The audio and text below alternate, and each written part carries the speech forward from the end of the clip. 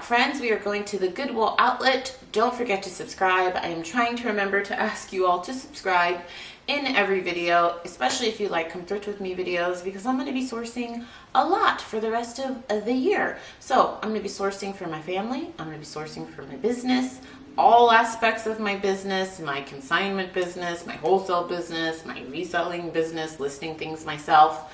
And if this video is not too long, I will come back and show you some of the items I did pick up. So I'm gonna throw on my Ray-Ban filming glasses. It is gonna be vertical, friends. I looked it up. There's no way to film horizontal like this footage, but I think I can do good and like actually hold the tags up to the camera so you'll be able to see everything. Grab a snack, grab a drink, subscribe, join the newsletter. Everything is linked down below. I'm getting better at linking things, and let's go. Oh my god, this is so dumb. This isn't normal. I don't know if you guys could hear that, but I was basically saying this is so dumb because I got yelled at because they were changing the bins. And usually when they're changing the bins, they just tell you like move a couple rows back and you can keep browsing through the bins that are far away from where we're changing them. But now I guess they make everybody stand in one corner while they change the bins. And at that time, when I was there, I was like, this is so dumb, because when I go to the bins, I'm not there all day, friends. I'm usually going after work or like in between meetings. So I usually can only stay at the bins for like max 2 hours. So I was just annoyed that they make you like wait, and it takes a while, maybe like 5-10 minutes, which doesn't seem like a lot. I was just being impatient, but I just was not used to that. So you cannot shop basically while they change the bins. And luckily, I will say they do change the bins very frequently, like every 15, maybe 20 minutes. So you just can't shop during that time. So it just really ate into my shopping time. You can see I got this J. Crew skirt. This is a size 27, newer J. Crew tag, and I kept that for myself. I've already washed it and worn it twice, and I love it. It's like 98% cotton, 2 spandex, so it's perfect for summer. And I looked it up. This retailed for like $70. So it was a total score for myself. But yeah, so that's new. You just have to stand in the corner and wait. So he was like screaming at me like, ma'am, get back. I'm thinking, first of all, don't ever call me ma'am. I don't even call my mom that. Second of all, no, I need to shop. Such a brat. So anywho, rant over, but that's the new rules. So I was just showing you what I picked up. I picked up this Banana Republic factory dress that what did I do with this dress? Cannot recall. It was missing the material tag. This floral dress I probably shouldn't have picked up. It's from some brand called Glamella. I'm going to try to show you the tag. Let's see if I do it, Nikki. There we go. That's the brand, Galmala. I can't find anything on this brand. Do any of you know this brand? Look at what happens when they say you can go shop the new bins. Look at everybody else pushing. They're not pushing, but they're like, going for it. And here comes me with my little Hulkin, like,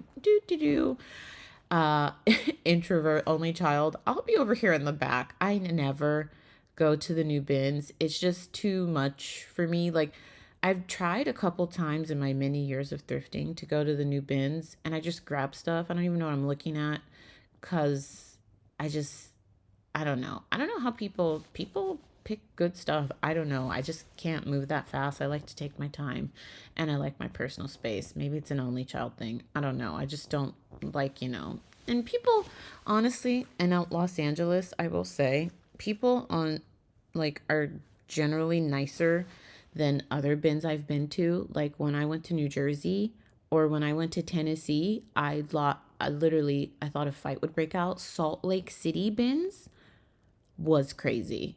I know some of you have thrifted at the Goodwill Outlet in LA, but I don't know. In my travels, I've seen crazier things, but so I did find it a little hard to film this day, friends. I'm sorry, but it was just really busy, and you all know if you are new here, I try to really not film people. And That thing you're seeing at the top of the screen is my hat. I have to remember with these glasses, I do love them because it allows me to film hands-free. They were an investment. They're a little pricey, but I think they're worth it. Even if you're not a creator, like if you don't do YouTube or social media or anything, these are so cool. You can wear these, for example, and have it translate to you. So they're Bluetooth, so you can actually hear, like the glasses that go behind, you know how they're normal glasses. They look like normal Ray-Ban glasses. They go behind your ear. It will talk in your ear. Let's say you're in like I was in Japan, and someone speaks to me in Japanese, it will translate and put it in my ear in English. I could literally say to the glasses, hey, what am I looking at? And it'll explain to me, this is a J. Crew blazer that came out in 1995. It is wild. So they're really cool. You can take photos, you can take video. The only thing I don't like is, like I said, you have to film vertically. And it cuts off after 4 minutes because, I mean, they are glasses. It has limited storage, but I mean, then you can continue to keep filming. Like I think I filmed like 16 minutes total of footage on this day. So I really like them. And the fact that you can be hands-free is pretty cool. Like you could be driving and say, this is where I am currently. Or I think if you turn your location on, you can say, from where I am to get home, can you give me step by step? It's wild, friends. It's wild, but I really like them. Not sponsored. I paid for them with my own money. I just really like them. They're just pretty cool. One of the things I've always said I love about thrifting where I live is that they play really good music, but I can't talk to you all while I'm at the location because then I'll get a copyright strike. You can't play copyrighted music on YouTube. So right now you would have heard me singing along to some Britney Spears. Or no, I think they were playing like old R&B or something. They play really good music here. I like it. I picked up these J. Crew jeans. Listen, friends, I have been telling you this for years, but it is so beneficial, especially if you are a reseller or sourcing for yourself, to source off season. So I'm filming this in July. I found so many great coats, jeans, jackets, these 100% Tencel cabbie pants, wide leg, perfect condition. These I feel like could be like a more like spring, summer piece. They were so soft. I have never found cabbie pants like this before. I usually find the jeans. So I definitely picked those up. I wish they were a size 6'8". I would have kept those. This little bib was adorable. It looked handmade. If my children weren't bigger, I would have kept that. And I don't know anyone who has a little baby, but it was just adorable. So, yeah, I don't know. I list things year round and I source things year round, but I will tell you some of the best winter stuff I find for the best deals are in summer. And some of the best summer stuff that I find for the best deals are in winter because the average shopper is not looking for coats or jeans. Like I heard some t-shirt bros saying that they were sourcing for themselves and they were looking for shorts and tanks for like some festival they were going to. So they're not picking up the coats, the jackets, the jeans. I found so many great Bread and Butter, Banana Republic, J. Crew, cabbie pieces that keep the lights on, friends. Abercrombie, I picked these up. I liked the detail and they didn't have any like stretching or anything. So in the Hulkin they go. Oh, hey, it's just me sitting here with a mountain of inventory, here to share some news that USPS rates are going up, but they always do, right? So I got an email from Pirate Ship. I've been using Pirate Ship a lot in 2025 because I've been doing a lot of wholesale. This is an order of like 100 items going out. If you're interested in wholesale, I don't always have it. It's a very small part of my reselling business, but when I do offer it, it's usually, this is so heavy. It's usually to my newsletter subscribers. I always link that down below. So I got an email from Pirate Ship because that's how I usually ship my wholesale orders about rates going up this month. I'm filming this July 2025. So starting in like a week and a half. So July 13th. Rates are changing. I will leave a link also and a pinned comment to this posting from Pirate Ship. So it says most Ground Advantage shipments won't see a rate increase, so that's nice. Ground Ground Advantage shipments under 1 pound will increase by an average of 4.5%. Priority mail rates are increasing in most cases, with shipments to zone 4 through 6 increasing by up to 51%. That's a lot. So I'm wondering if that will change Poshmark's shipping, because, I mean, it has to, right? Because, on Poshmark, if you sell there, all of their shipping is priority, which I never understood. I guess that's like a carrot to shop with them, that you get your packages faster. But sometimes when I ship Ground Advantage, like on eBay or whatnot, people get their packages at the same time, or so I don't know. There's a lot of depending factors, location and everything, and weight. Generally, though, priority mail shipments under 1 pound will see the highest rate hikes, and rates will increase by up to 28% for packages over 1 pound. Some priority mail shipments will decrease. Rates for 2 to 3 pound shipments traveling zones 1 to 4 will decrease by 6.5%. So I won't get into the specifics. I will say this is an amazing article to read through if you're a small business owner. Whenever we get rate increases, and like Poshmark tells us about it, if you don't actually go on the USPS website, I don't know, I've never gone on their website to read about the rate increases.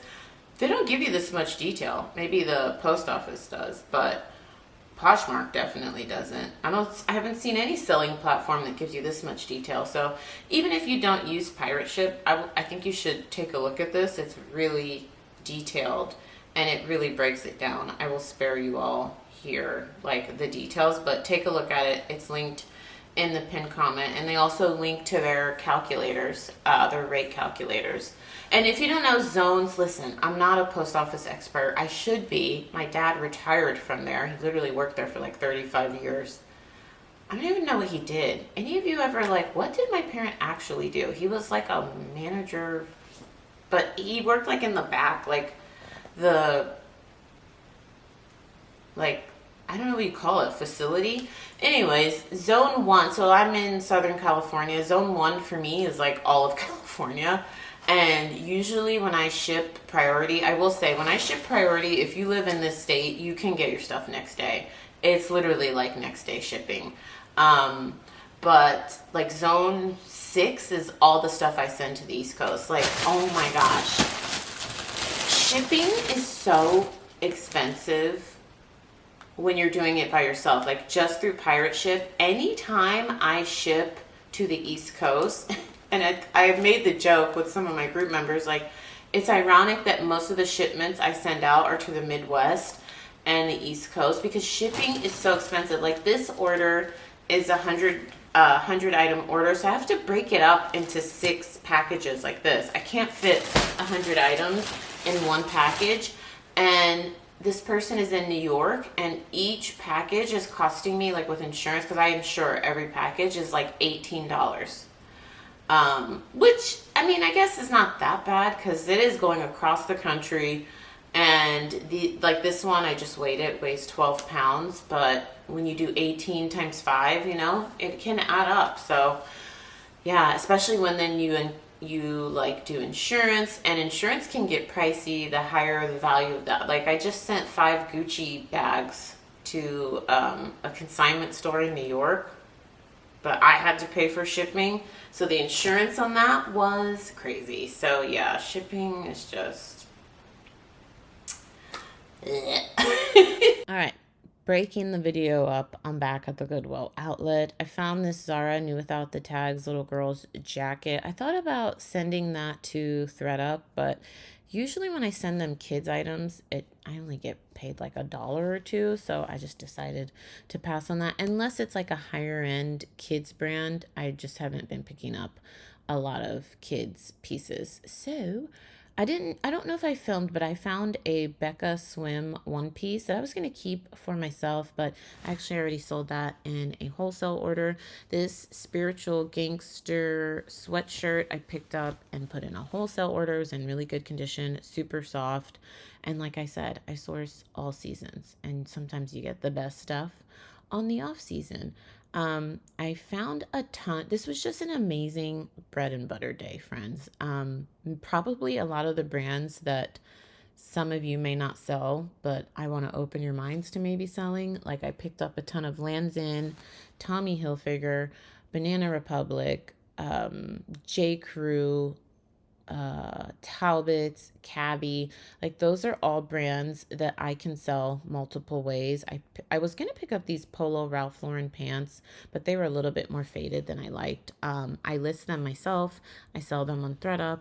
I sell them to thrift stores, consignment stores. Like I sell all of the ways. How cute are these little like pillowcases that I'm about to see? Are they pillowcases or yeah, they have to be because they have the little opening. You could tell that these were handmade because the seams were kind of off. I would have picked them up if I knew the material. It felt like cotton, it looked like cotton, but I've have enough experience with selling these things to know that people really want to like they want you to be able to confirm. But how adorable are these? I feel like I should have gotten these. I'm such a sucker for saving things from the landfill, but then I'm like stuck with all this stuff that I know. Like I have some pillowcases listed that are handmade just like those, but they don't have a material tag. And people ask me like literally once I get like maybe once or twice a month someone will message me about them like, hey, what material are these, can you confirm, is there a material tag? I found four and I'm like, no, sorry, but they're definitely handmade. They feel like cotton, and then they haven't sold. And I've had them for like 3 years. So that's why I decided to pass on those. But if I had a personal use for them, maybe I would have picked them up. Um, yeah, they're really nice. I think I show on camera me finding the actual fourth one. So vibrant. Whoever made those, you did a really good job. So we just carry on. I don't usually include real time, like me just digging through all of the bins, but most of you said that you want to see just the real deal of how I go through all the bins. So that's what's happening here, friends. Just this is the grind, and I get in and out. You can see my Hulkin is full. I was here for about an hour and a half, and I ended up with it was 60 items. So I guess the new rules, that you have to stay back aren't that bad, but I just know I could have gotten way more because I was finding stuff so quickly if they didn't make you stay. And I ended up finding out that the reason they do that is because I guess when they used to let people shop, people were not following the rules. People like if they would let you shop while they're changing the bins, I guess people would like be too aggressive once they were finally done because the rules here are that you cannot touch the new bins until they're done and they've brought them all out, and people just couldn't follow those rules. So I understand why they make you stand back, but it's just annoying for a rule follower like myself that never would attack people or like touch the things. You know how people like grab stuff as they're rolling it out? I guess that was happening. And so now they make you stand to the side.